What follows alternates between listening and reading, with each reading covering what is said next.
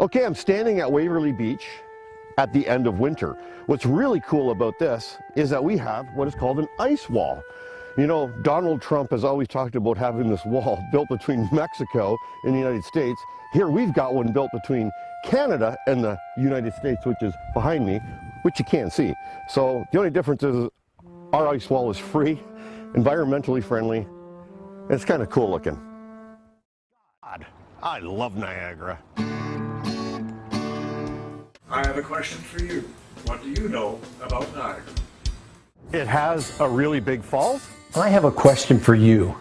Do you like history? So let me ask you, is that a rhetorical question? Niagara, it's more than just the falls. It's rich in history and wine. Okay, so we were talking about the more obscure places in Niagara.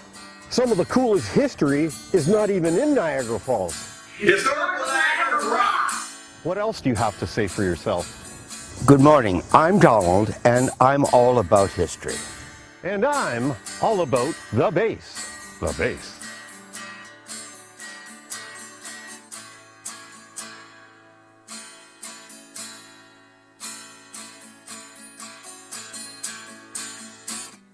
If you're born, raised, or visit Niagara, you're always from Niagara.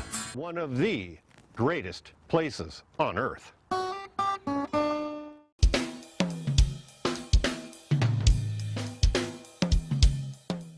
Hey there, I am standing on the banks of formerly known Erie Beach, which is now Waverly Beach.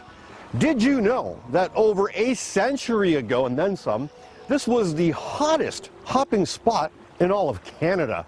Hey, even North America, because this was our Atlantic City. Okay, the rides have gone, the dance hall's gone, the screams from the rides and the kids and everybody having a great time's gone, but the wave pool is still here. So dare I say, we've been filming here all winter and into the spring, so the water's pretty darn cold. We've had a great time down here, and we hope what we're bringing you in this episode of Historical Niagara kind of whet your appetite to come down here and check out the landmarks, the ruins, and get a taste of history.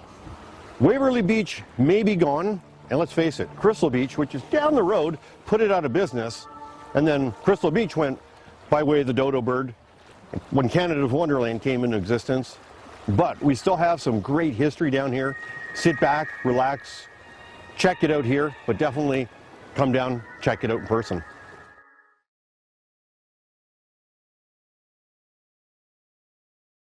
We have fantastic history here because, as you know, the French were here in the early part of the 18th century, and the fort was built originally in the middle of the 18th century, just after the conquest of New France by Britain. So we've got history that goes back that far in terms of European history, but in terms of Aboriginal history, we know that it goes back at least 9,000 years, and we know that there was very active Aboriginal indigenous activity here because there was a trade that took place with tribes as far away as Florida. So we've got a tremendous history here, and in terms of Niagara, Fort Erie, I would say, is ground zero, because it's not just European history, it's the history of the indigenous people that we can trace here. So, you know, we've had really the panoply of history take place here. Aside from the European settlement, then, you know, we've had the migration from the south during the American Revolutionary War. So we have large Empire Loyalist presence here. We're one of the terminuses of the Underground Railway, and we've got tremendous history there. And we've got pretty much the full range of history from a transportation perspective. If you look at, you know, the railway coming here, the International Bridge was constructed latter part of the 19th century. We had aircraft manufacturing here. We've had the Irvin Air Chute, manufacturer of parachutes for people. We've got AeroSafe technology now, which provides machining and fine machined pieces of equipment for the health industry, but also the military industry. So we've got quite a history here, and we're simply building on that as we go forward. We're making history every day.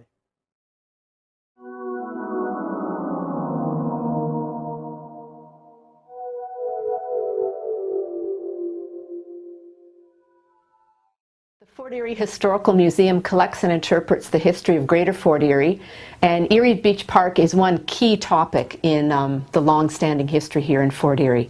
There's a lot of resources within the museum about Erie Beach, and we've interpreted them in a few ways. One are the plaques out on the trail itself. There are 3 interpretive plaques there, so when you're walking along the Friendship Trail, you can imagine what it would be like to live back in the times with the pictures on the plaques. A lot of people, after seeing the plaques, come out here to the museum to do further research. And we have an exhibit, which we'll look at in a second, all about the history of Erie Beach Park. We give people maps or handouts, aerial view shots that they can return to Erie Beach and walk through the park with these maps in their hand. And then some people would like to do some in-depth research. For that, you just need to make an appointment with our curator of collections, and I'm going to show you some of the resources we have here available for the public. I think Waverly Beach, Erie Beach, that whole mile towards Old Fort Erie has got to be the most historic mile in North America. You've got the natural history where the Ice Age 12,000 years ago, you can actually see gouges in the stone where the Ice Age and the rocks moved into the lake. Then, of course, you've got the native history going back 5,000, 5,500 years, living along the lake and along the river. Neat things, maybe not everyone knows that the natives at one time killed squirrels with poison blow darts at Erie Beach.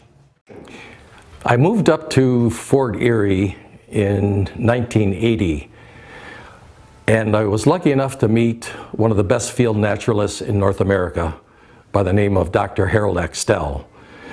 Harold was not only known as a field naturalist, but he was an ornithologist and a birder extraordinaire. And how lucky was I, someone who likes the outdoors, to find someone who became my personal best friend and a mentor. And it was through Harold that I realized that the area that I live in, which is lakeshore right next to Waverly Beach, is one of the best places in the world for birders. And people come from all over the world to see the variety of warblers and gulls and wildlife that's in our area. It's absolutely astounding. The next thing I learned about that area is that we live in an area that is considered to have one of the best fisheries in the world. Now, when I say fisheries, according to the Royal Ontario Museum, we have over 125, possibly 128 different species of fish in Canada. And I can tell you, as an angler myself, fishing in the Niagara River, just about every species of trout are found there, sturgeon, muskie. And then, of course, we've got the 1812 history of the old Fort Erie, the bloodiest battle in the War of 1812 in Canada. Some unknown things about that. The British actually used chemical warfare in that they would burn piles of poison ivy and have the invading soldiers inhale them.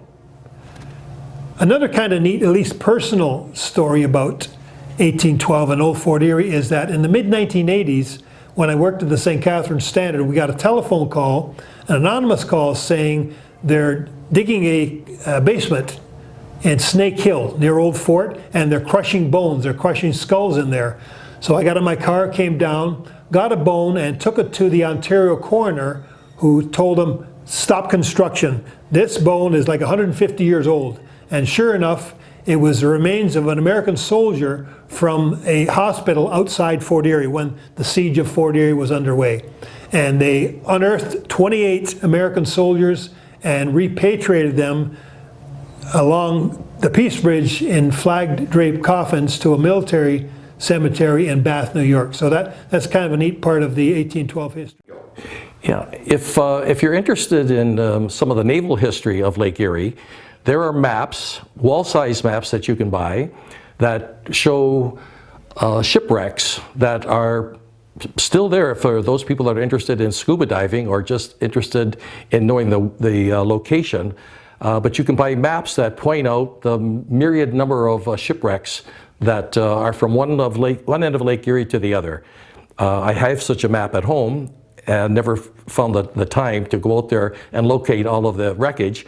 But my friend did find one and fish there, and caught a 9-pound smallmouth bass, which is considered to be quite a large smallmouth in this area. In the mid-1800s, we had the Underground Railroad. Thousands of freedom-seeking slaves from the United States came across the river, came across the lake, kissed the ground, they were in Canada. One of them was Josiah Henson, who became a character in the fiction novel Uncle Tom's Cabin. Here at the Historical Museum, we interpret the history of Greater Fort Erie and all of the many topics that happened here, including Erie Beach Park. So the room you're in now is a local history gallery, and it talks about the many different communities that have come together to form Greater Fort Erie. Snake Hill, or Erie Beach Park, is one of those communities. And it was called Snake Hill originally, reference from a journal done by Captain Jonathan Carver in 1767, and he was sailing the Great Lakes and kept a diary of what he saw as he was sailing the Great Lakes. When they approached the Erie Beach area of Lake Erie, as far as the eye could see, he writes, were snakes coiled up on the water. So it got to be known as Snake Hill. Then later it became Erie Beach Park, one of what has been known as Buffalo's Atlantic City. And the exhibit here shows a lot of photographs from Erie Beach Park, and then you can also go out to the park itself and walk the grounds and see 3 of our plaques right there on site of what Erie Beach Park used to look like. So in the old days, Fort Erie would have been very much a suburb of the city of Buffalo, and the city of Buffalo was one of the wealthiest cities in the United States at the turn of the 19th to the 20th century. That's why the World Exposition was held in, or the Pan American Exposition was held in Buffalo in 1901. So it was a wealthy city, lots of people looking for entertainment and also escape from the city in the hot summer days. So Erie Beach was what Buffalonians called the Atlantic City of Buffalo. And the wealthy Americans were able to come over. Businesses held their picnics here. It was a thriving part of the municipality. And but for the Depression, there would have been a lot more development and probably a larger park. But of course, the Depression put a halt to that, and Erie Beach, the amusement park, closed in September 1930. Late 1800s, there was a whole hotel here called the Hotel Ion, which became later on known as the Fort Erie Hotel. That's where W.E.D. Du Bois in 1905 met with 28 other black men and held a meeting. And after that meeting, the NAAC was formed, and there's a plaque right across from me in this park here, where in 2015 that plaque was honored with blacks from both sides of our border, our community, and my daughter-in-law, who was working for the Obama government at the time, read a letter from Barack Obama about the importance of this significance of our black history in this area. Some of the offshoots of the story of Erie Beach Park have to do with the ferries that serviced the park.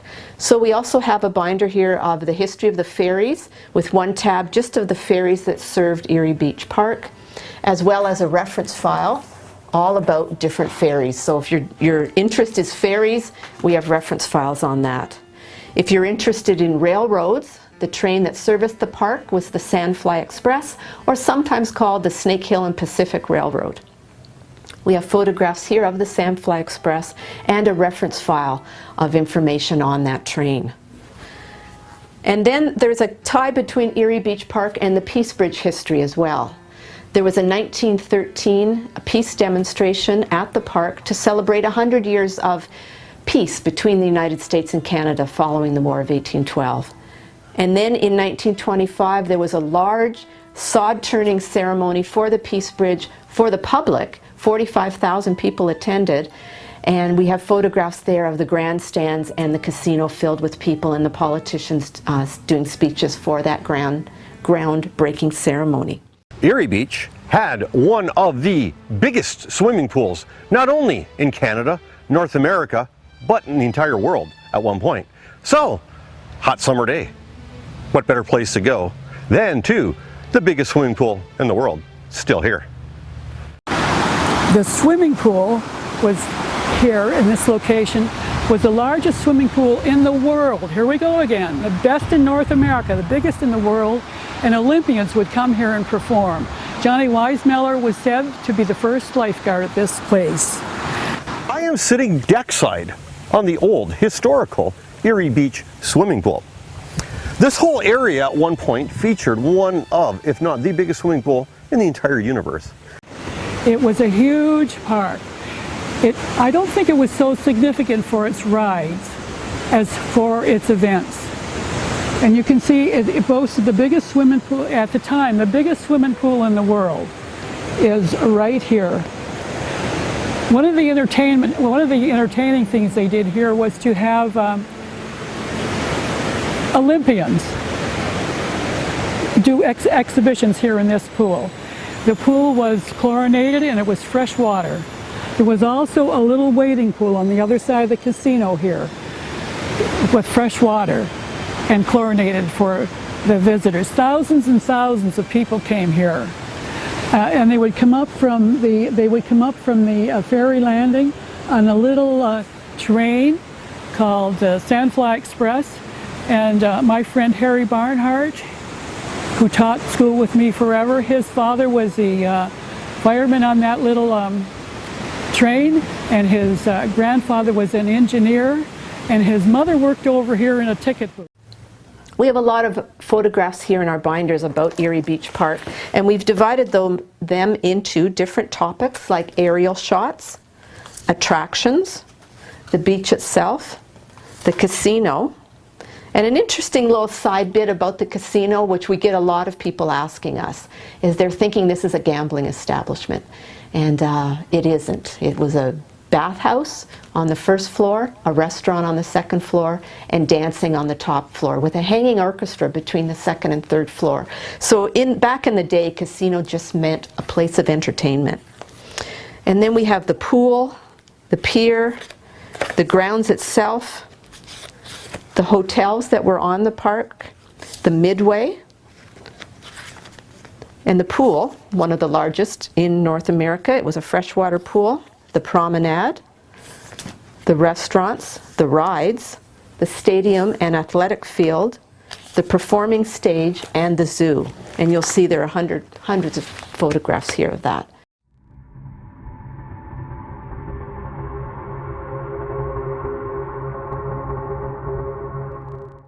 Erie Beach was around over 100 years ago.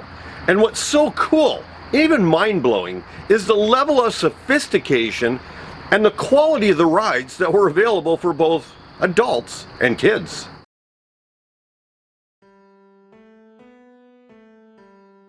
Some of the coolest rides that you could find at Erie Beach back in the day were the mill chutes, of course the fun house, the dangler, the tumblebug. They had their own roller rink, a Ferris wheel of course, the ferry swings, which were very famous, the Custer cars, the miniature railroad, the Blue Street coaster, the Frolic, of course a carousel, the circle swings, a grand casino ballroom, and what was really intriguing was the Lindy Loop. Some believe that it was named after the famous Charles Lindbergh.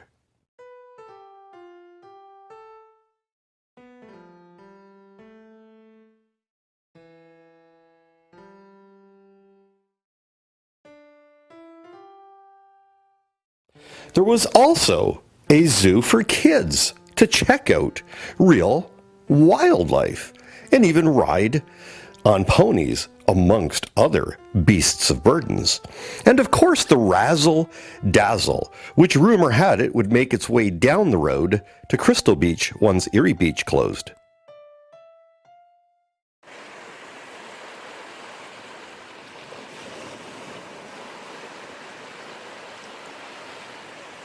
There's an old adage, life is a beach.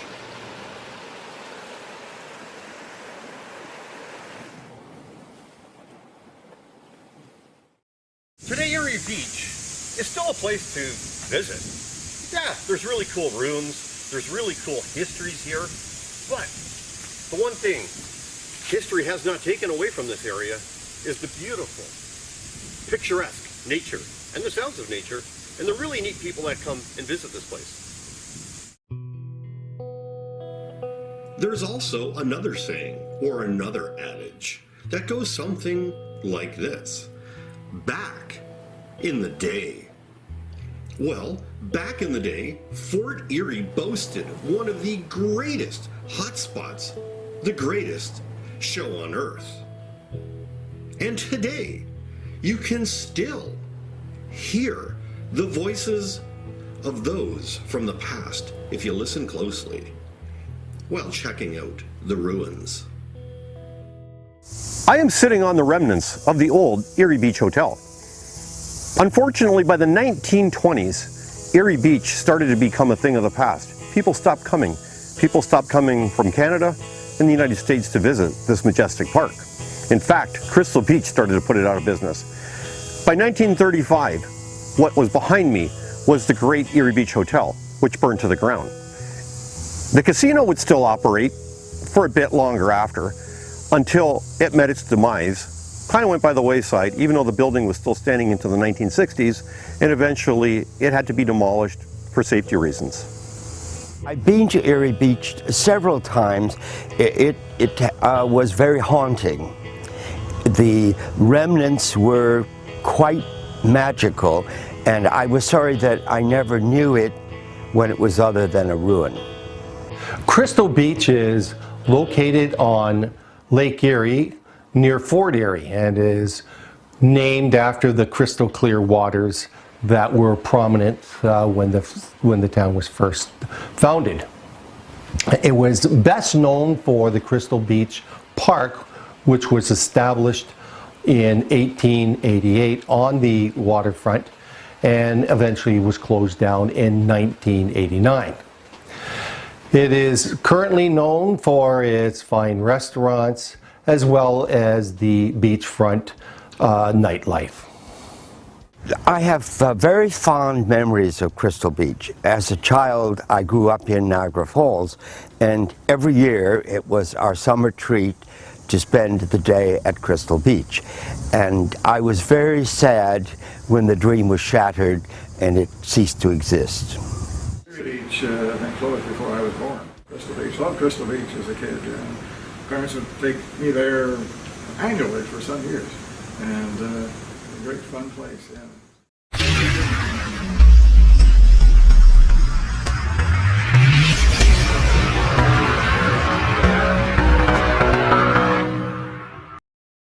Hi everybody, I'm Jeff Mudgett from the History Channel hit series American Ripper. I'm also the author of the best-selling novel Bloodstains.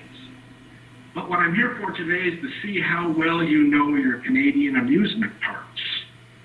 So, from the following list, I'd like you to make the choice on which one's been here or there the longest. You ready?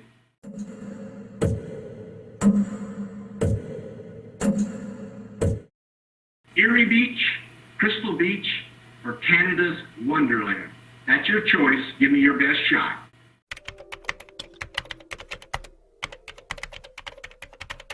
Crystal Beach by far, because Crystal Beach lasted for much of the 20th century.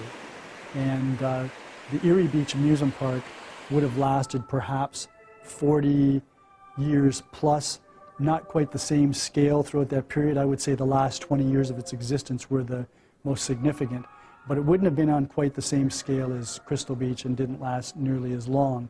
The impact would have been significant for the community, and certainly the impact of Crystal Beach was very significant. So the history of Erie Beach Park really touches on a lot of topics within the history of Greater Fort Erie. There's natural history that happened there. Right on the brink of the War of 1812, some of the battles were on that land as well as First Peoples history, because it was right on the water, and there's a lot of archaeological evidence that has surfaced about inhabitants there. So it's a fantastic story. There's so much reference material here for the public, and we hope you'll go out to Erie Beach Park and have a look at the plaques and just reminisce a bit, and not reminisce, but try to put yourself back in time at what it was like to live there.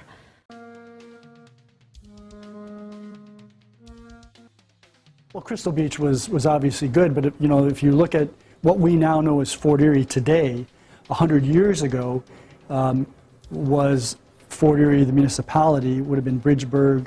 The old town of Fort Erie would have been Bertie Township, which is where Crystal Beach was located, and then Crystal Beach, which was its own village.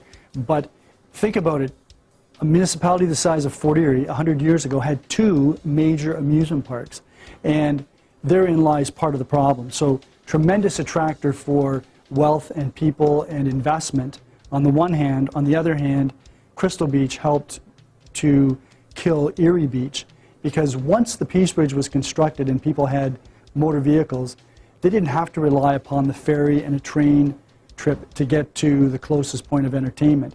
They could simply hop in their car, drive across the Peace Bridge, travel to Crystal Beach, and they had a larger scale of amusement park at the time. So that, plus the Depression, really signaled the end for Erie Beach as an amusement park. They say that life is a beach. So, this is Erie Beach, Waverly Beach. The sounds of the past are gone, but there's new sounds still here. Hey, with spring here, the birds are pretty alive and well. You know, it's really cool to come and see down here what is still left, the remnants. Who knows what will be here in days to come, weeks to come, months to come, or years to come. There are still artifacts down here. There are still ruins worth checking out. If you actually dig deep enough, you may find some really, really cool things from back in the day when Erie Beach was the place to be. It was Canada's Atlantic City. And who knows, you may find a 120 or 140-year-old piece of bubble gum, or dare I say, somebody's old cotton candy.